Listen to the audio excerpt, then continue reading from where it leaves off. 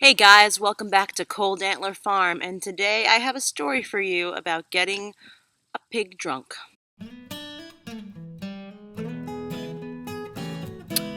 Okay, so here's what happened. I have apple trees all over this farm, and it has been a bumper crop year for apples. I mean, the apples are making the trees bend over. Some apple trees look like someone went crazy with Christmas ornaments, and the trees are bending over into roads, and the country back roads here are covered with red and green jewels, and it's beautiful and it's great. And the deer are happy, and any kind of scavenging critters are happy, and my pigs back here are super happy because I love putting in 1 or 2 dozen apples that are in good shape off the trees into their feed bowl, and they have a delicious, crunchy, carb-filled, sugary treat with their regular pig chow and kitchen and garden scraps and such. So, apples every day. Not too much, because too many apples can make a pig sick, just like too many apples or too much. If you ever had too much cider, and I'm not talking hard cider, I'm talking soft cider, you know what happens to yourself, or apple juice. If you've had too much, you end up wanting to buy stock and toilet paper. So I got these pigs' apples every day, and they love them. Well, here's the thing. Pigs, just like people, just like dogs, just like horses, just like most animals, live in their own little communities and societies, and my pigs have a top pig in charge. And the top pig in charge is that girl right behind me. I believe that's the girl. That is the head sow, that big girl, and she is in charge of this little group of 4 pigs out here. And she kind of gets to eat first, and if she doesn't get to eat first, she muscles her way into the food bin and eats her food first. So when one day's group of apples came, she pushed everyone out of the way, and I bet she ate on her own easily 2 dozen apples like the size of my fist. And so I didn't think much of it at all until the next day when I went to feed the pigs, and the other 3 pigs came trotting over with their tails in the air, excited for breakfast, and she was back in her the pagoda, which you can't really see from this angle. You can see that structure there. That's actually far back in the distance. That's Merlin's pole barn. But the pigs have this like 2.5-sided structure with a roof, and it's filled with hay, and that's their sleeping quarters. I call it the pagoda. And she was back in the pagoda. Yeah, I'm talking about you. You. Oh my gosh, here they all come.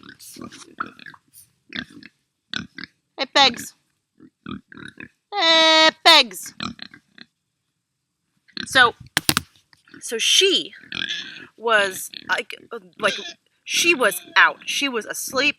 She wasn't coming to eat, and I was a little worried because there's been all these problems with these diarrhea, bacteria, kind of diseases happening with pigs, and I'm like, oh my gosh, if I have one sick pig, then they're all gonna get sick. And I was about to call the vet, and I was worried because I'm not used to seeing pigs refuse food. That's a big dangerous sign. So what happened was I kept an eye on her, and all day she just laid in the hay. This she would her eyes were alert. She would stand up to get drink some water. She would just go right back to bed. And I was thinking, she looks like she's hungover. But I don't give my pigs alcohol, and as far as I know, they're not breaking into my stash, so why is this pig acting drunk? And when she got up to walk, she'd be like a little, whoa. So I thought, is it the apples? Well, I did some research. I talked to someone who farms pigs around here, and I said, can apples get a pig drunk? And he said, did you pick them off the ground? And I said, yeah, I didn't pick them fresh off the trees. And he said, how long were they on the ground? I said, I don't know, a couple of days. They weren't like rotting apples. They were apples that were still firm, and they may have had a soft spot here or there, but they're pigs, I figured, I've seen pigs eat all kinds of things. I'm not really worried about them eating an apple with a bruise on it. And so he's like, if those apples were on the ground a couple of days and we had some warm weather, which we did, it was like almost in the 90s a couple of times that week, those apples start to ferment in their tannin skins. Like, I was basically giving her 2 dozen shots. And so that bossy pig got drunk on apples, and she was just hungover. And she bounced back 2 days later. I got really worried at one point. I actually crawled in there and was shooting a syringe with electrolytes, like Pedialyte, into her mouth just to make sure she was hydrated, because that is what being drunk is. You're pretty much dehydrated and miserable. So, yeah, I got a pig drunk. And I'm not sharing this story to encourage you to get your pigs drunk. What I'm saying is something as simple as giving fresh, beautiful apples to a pig can end up with debauchery. So a word to the wise, consider this your a bit of caution.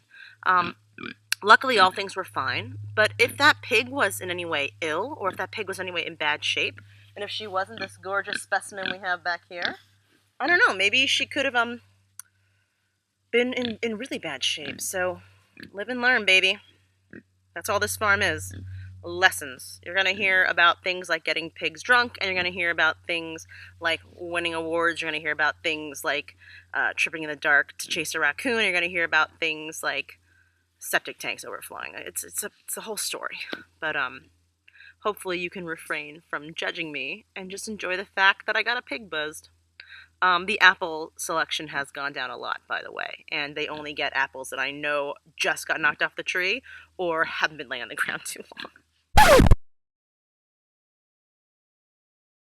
So another thing I'd like to talk about today, if you'll grant me a little commercial moment, I'd like to talk about a book that's near and dear to my heart, and it came out last year, and I'm very proud of it. It's called One Woman Farm. And this book is all about Cold Antler Farm, and the real heart of the story is autumn, which is the season we are coming into right now. And I encourage you to grab a copy. And the reason being, all of my books come right from the heart.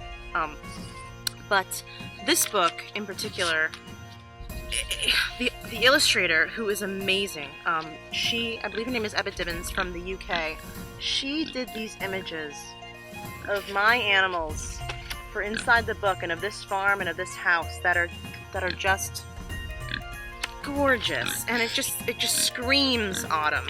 And the pages are made so that there are music and notes, and it's made to look like my own journal, which in a way it is.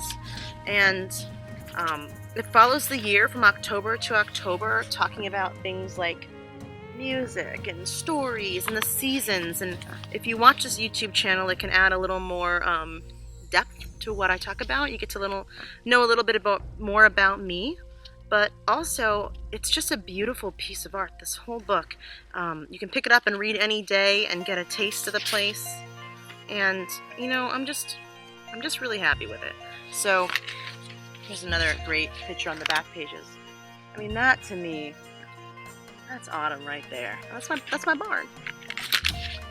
So, One Woman Farm. It's my story. I am one woman. This is my farm. God's willing, I get to keep it and keep living here. And doing things like buying this book or giving it as a gift for the holidays is a way to help support people you care about. So, if you are a fan of this channel and you enjoy me and you didn't even know I wrote books, I do, and some of them are really pretty. So, here's one of them. And below, right here, I have the name of batandkillbooks.com. They sell all of my books. You can call them or email them or order through their order form on their website, and they will call me at my house, and I will drive down in my truck with Gibson, and we will go to the bookstore, and I'll say hi to Connie, and we will sign any book and personalize it to you and have it mailed to your house. You can literally get in touch with me, say, Jenna, I would like you to sign all 5 of your books and mail them to me, and please write a story in each of those books. So I have these 5 books written by you with like a little story in each thing, and I'll do it. And Gibson signs books too. We have an ink pad for his paw, and he stamps his books. So if you want a really unique first edition of this book or any of my other books, you should give Connie and the folks at Bat and Kill Books a call, and we'll make it special. And thanks for listening to both a story about a drunk pig and my little commercial here. So, oh, by the way, just in case you were wondering, fans of Lucas and Brian, they're right here. Right, guys? You were here the whole time. Gobble, gobble, gobble! All right, so from the pig pen, thanks for watching.